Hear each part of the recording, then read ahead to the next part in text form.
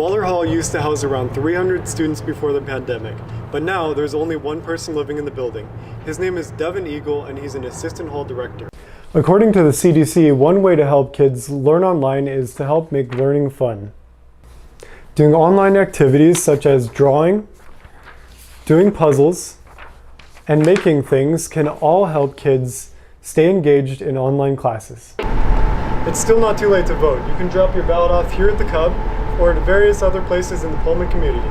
President Trump retweeted a video of the third protester arrested in the September protest, saying, "With classes online this year due to COVID, it's even more important to have access to a good laptop." Mike has been upcycling laptops for about a year now, and so far, he's given away about 100 of them for free. At the start of the 2020 academic year, WSU closed down some of the residence halls for students.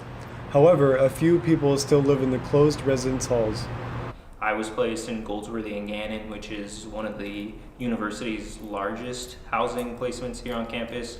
A current resident year is around 600 occupancy, which now with how things are going with COVID and obviously a lot of changes, this building only sees 3 occupants right now.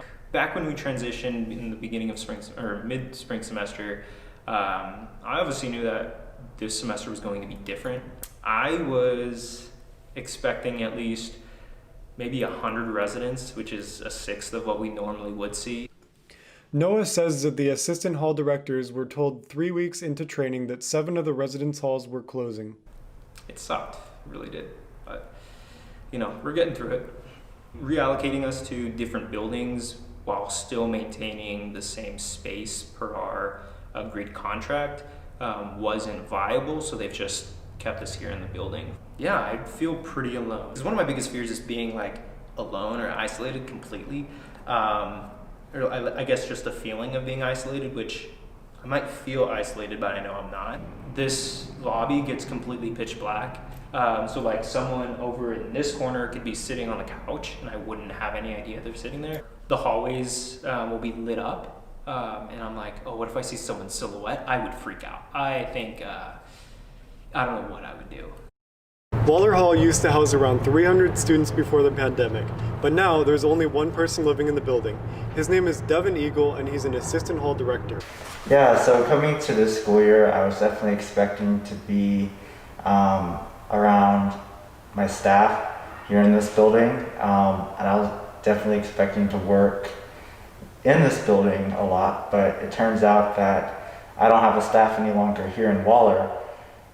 It was kind of a bummer to hear that because I had actually already met the staff that I was going to work with this school year, and we were starting to establish a good rapport with each other. So I was bummed that we weren't able to continue the relationship we were going to have, but I was really excited because I was placed in another community to work with.